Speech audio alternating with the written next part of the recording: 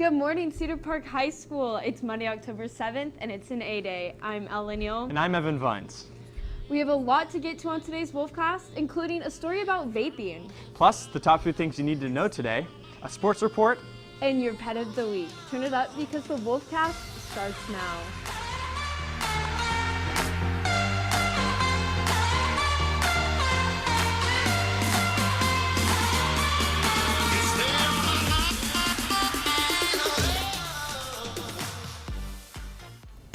Recently, vaping has brought up even more concern about its effects to your body. And the addictive tendencies of vaping have impacted schools all over.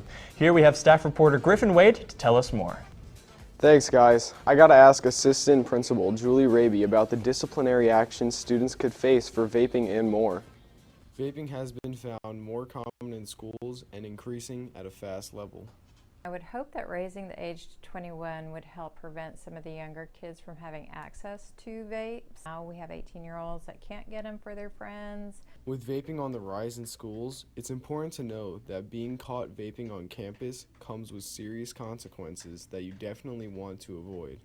At school, if you get caught with a vape the first time, you're going to be assigned 3 days of ISS. On the second time, it's 5 days and a citation, which can cost you up to $500 in court and court fees as well.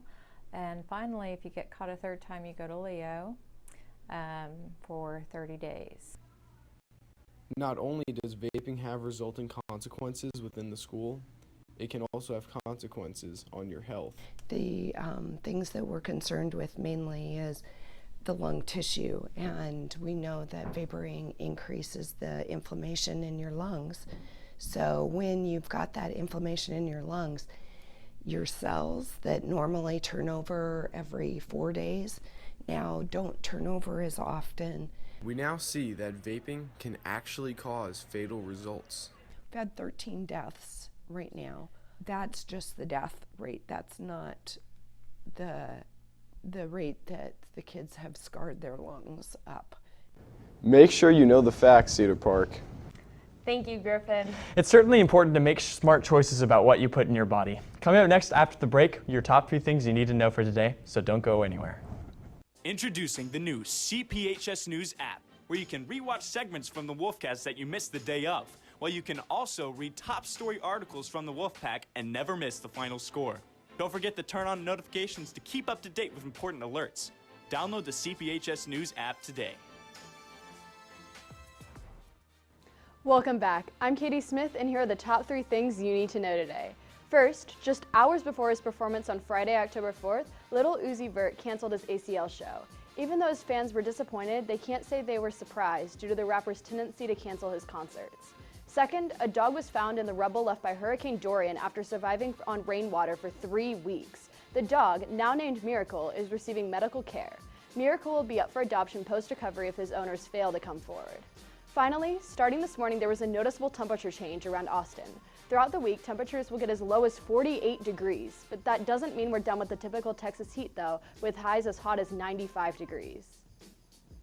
Thanks, Katie. Hey, did you go to ACL this weekend? I did not, but I am going next weekend, and I heard lots of things about Lil Uzi not coming. Well, an artist named Choi Boy replaced him, and he was really, really good, I've heard. Better than Uzi? I don't know, but they weren't that disappointed at awesome. the end. Well, at least, it wasn't awful. Yeah, thanks, Katie. Yeah. Thanks, Katie.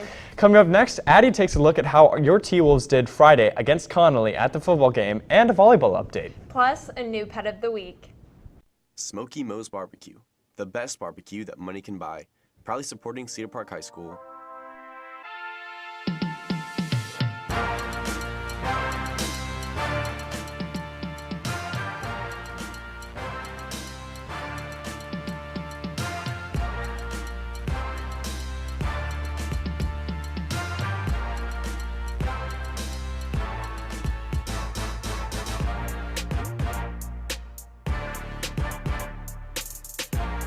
Welcome to the Wolfcast Sports Report. I'm Addie Bates. Football faced the Connolly Cougars on Friday at Gupton, and similar to weeks prior, the boys did not disappoint, winning 52-14.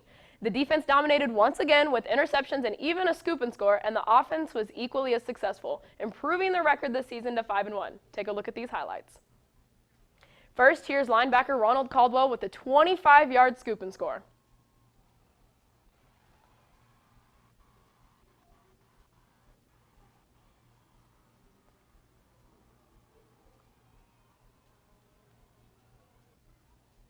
Last, we have running back Jonathan Stockwell running up the middle to easily get a touchdown.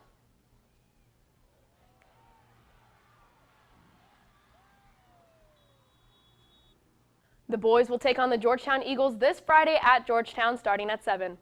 Moving on to volleyball, the Lady T-Wolves dominated against Connolly last Friday, sweeping the Cougars 25-15, 25-20, and 25-18. They will be facing the Glen Grizzly tomorrow at Glen beginning at 6:30.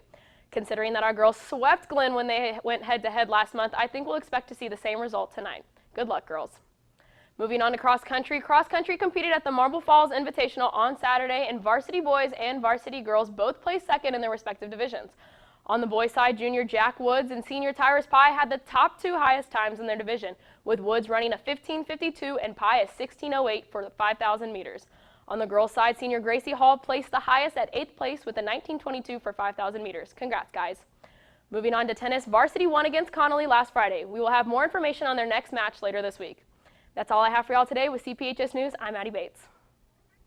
Thanks, Addie. And now it's time for your Pet of the Week.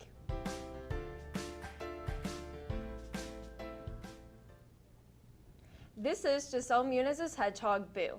Boo is only 7 months old, but is already crazy fast and energetic. He usually stays up at night and sleeps during the day. Boo isn't too nice to strangers and often tries to bite anyone who is in his family. When angry, Boo would crawl up into a ball as a defense mechanism. That's all we have for today. Remember, you can catch anything you missed on the Wolfcast on our YouTube channel. We'll be back tomorrow with the story over iDance, your top 3 things, and a lifestyle report. We'll see you then. With CPHS News, I'm Ellen Neal. And I'm Evan Vines. Remember to make it a great day, or not, the choice is yours. Have a phenomenal day, Cedar Park. Hey there, Evan Vines here. If you liked what you saw, make sure to hit that like button. And if you enjoy all things CPHS, hit subscribe. Have a great day or not, the choice is yours.